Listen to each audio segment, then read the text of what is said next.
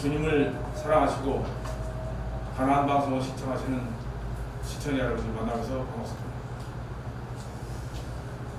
저는 국제선교신학대학원에서 후배들을 양성하고 있고 오래전부터 둘만의 성경연구원과 성경 바로 알기 운동본부를 통해서 말씀을 깊이 주님께 교제하기를 원하는 김종균 교수입니다. 오늘은 요한복음 2장, 여러분 너무나 잘 아시는 물이 변화해서 포도주가 되는 그 사건을 통해서 같이 한번 은혜를 나누기를 원합니다. 사람은 하나님의 형상을 닮았기 때문에 하나님이 아니고서는 마음에 참 평안을 얻을 수 있는 길이 없습니다. 마음의 죄가 자리를 차지한 후에 우리 마음에는 허전하고 또 공허하고 이런 것이 가득 찼기 때문에 사람은 평생 동안 가슴에 이 공허를 채워보려고 발버둥 치며 살다가 결국에는 영원한 지옥의 멸망의 길로 가고 있는 모습을 우리는 볼 수 있습니다. 이러한 인생들에게 참 평안과 참 만족을 주시려고 사람의 형상으로 이 땅에 오신 분이 바로 창조주 예수님입니다. 예수님이 우리 마음에 들어오시게 되면 비로소 사람은 마음의 안정을 찾을 수가 있고 참된 기쁨을 찾을 수가 있고 만족감을 찾을 수가 있습니다. 참된 평안이 이루어질 수가 있습니다. 그런 사실을 오늘 여러분 너무나 잘 아시는 물이 변화해서 포도주가 되는 사건을 통해서 주님께서는 우리에게 이러한 모습을 보여주고 있습니다. 인생 최대의 기쁨이 바로 혼인잔치입니다. 그 혼인잔치에 오늘 요한복음 2장 1절에서 12절 말씀을 보면 포도주가 떨어졌습니다. 포도주가 모자란다는 사실을 우리에게 무엇을 알려주고 있는가? 성경을 보고 계시고 가나안 방송 신청하신 여러분들 함께 한번 생각해 보겠습니다. 가인이라는 사람이 아담의 아들이었습니다.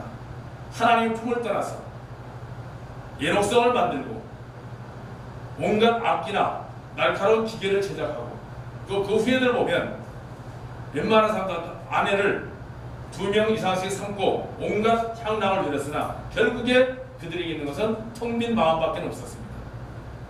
하나님이 없는 인생들의 최고 향락에도 결국은 포도주가 모자랄 수밖에 없었던 것처럼 그 어느 것도 영혼의 참만족을 줄 수가 없다는 것을 오늘 요한복음 1장 1절에서 12절까지 말씀을 보면 우리에게 알려주고 있습니다. 결혼식 자체부터가 굉장히 영적인 의미가 있습니다. 사람들은 모두 마음에 신랑을 사모하고 사랑합니다. 그 신랑이 누구냐? 바로 예수님입니다.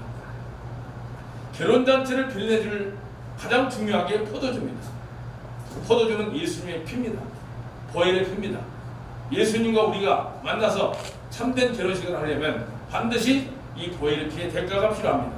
교회는 오늘 교회는 에클레시아라고 가지고 여성명사 신부를 설명하고 있습니다.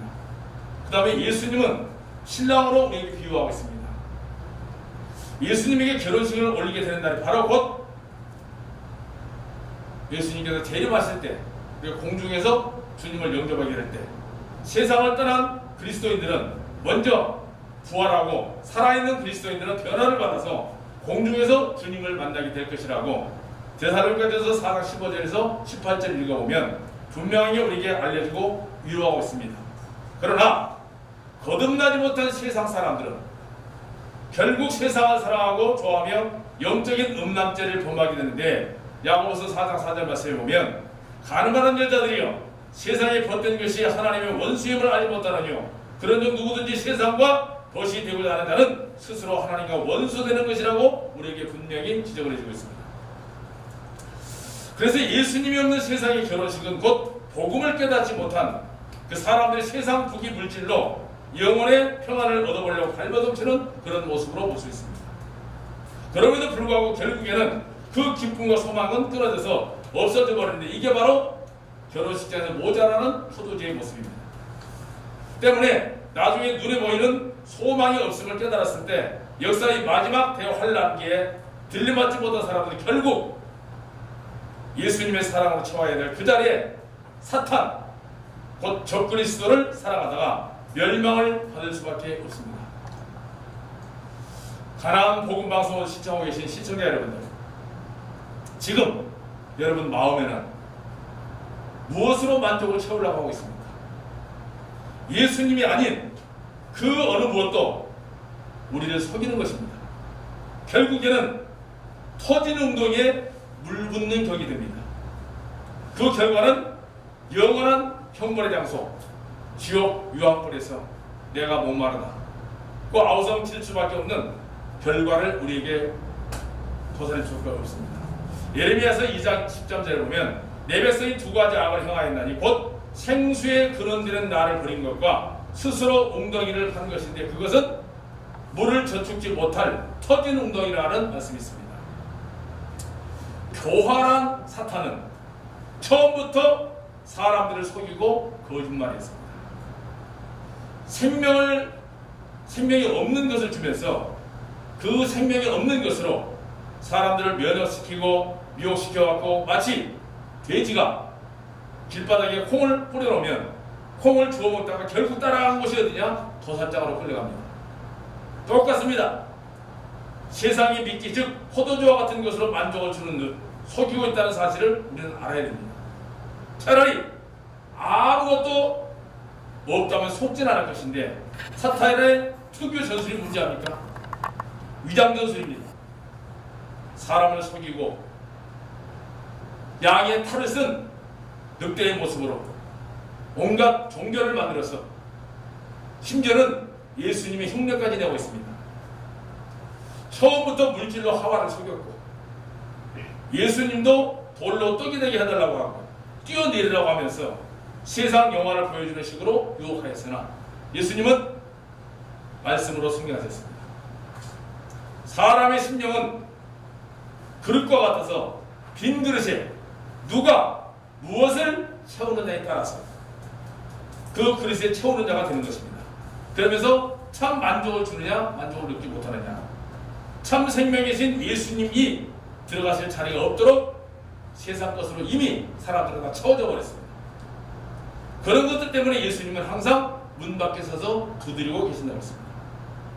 마태복음 8장 20절에 보면 예수께서 이르시되 여우도 굴이 있고 공중나는 새도 깃들 곳이 있는데 오직 인자는 머리 들 곳이 없다. 오늘 이 시대도 마찬가지입니다.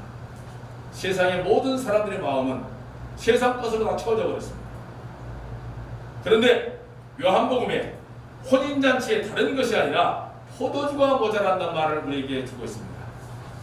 포도주가 모자란다는 것은 포도주는 서두에 말씀드렸죠. 예수님의 보혈입니다.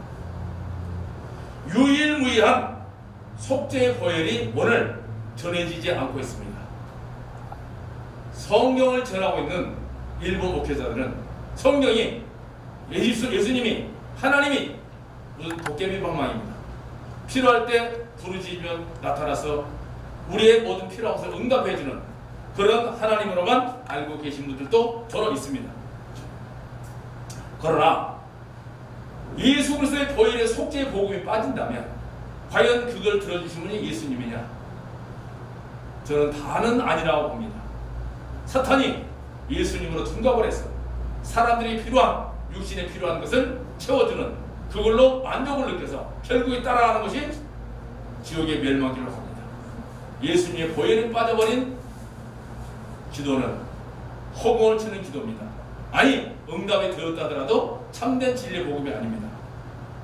예수님의 보혈이 아닌 그 무엇으로는 영혼의 죄사함을 받지 못합니다. 우리가 금식도 하고 철야도 하고 새벽기도도 하고 많이 합니다. 그러나 우리의 모든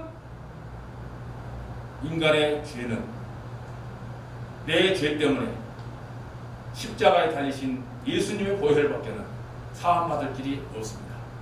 그 외에는 평안이 없고 지옥의 형벌이 기다리고 있을 뿐입니다. 결국에는 마지막에 가서는 속았다고 표현합니다.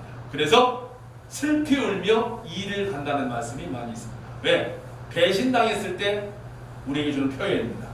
전도서 1장 8절에 만물의 피곤함을 사람이 말할 수 없나니 눈은 보아도 족함이 없고 귀는 들어도 차지 아니하는도다 하는 말씀을 우리가 알려주고 있습니다.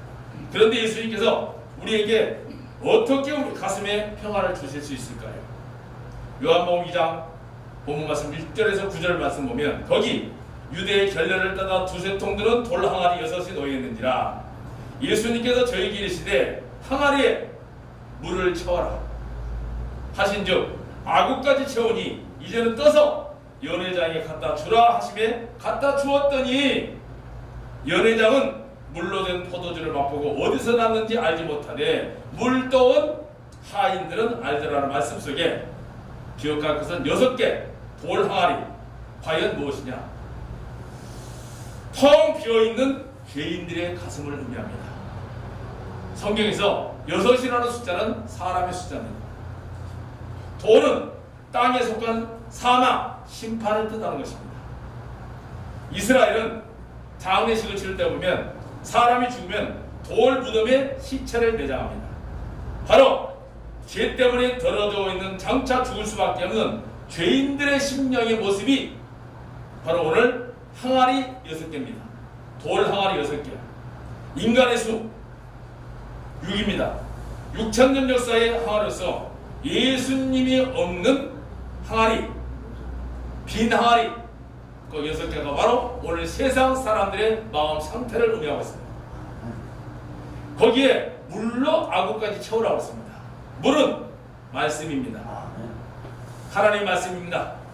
이 말씀이 채워졌을 때 드디어 예수 그리스도의 보혈의 피가 우리의 죄를 속했다는 놀라운 사실이 선포될 때 하나님께서는 하늘 지성소에 이 예수님의 피가 뿌려졌을 때 비로소 예수님께서 하신 말씀이 이제는 무죄 선언입니다. 아멘. 죄가 없습니다. 아멘. 하나님 보시기에는 세상에 죄가 아무것도 없습니다. 아멘. 이게 바로 예수 그리스도의 보혈의 대가입니다. 아멘. 말씀으로 채워졌을 때 그 심령 속에 예수 그리스도의 복음의 말씀이 아구까지 채워지는 그림자인 것이 오늘 본문의 말씀입니다. 아멘. 사랑하는 여러분들, 가슴 속에 주님의 사랑이 아구까지 가득 채워져서 여러분의 삶이 천국을 보장받을 수 있는 거룩한 삶, 우리의 삶이 60여 70, 100년을 살아도 이 땅에 사는 동안에 이 구원의 복음이, 참된 진리의 복음이, 예수 그리스도의 복음이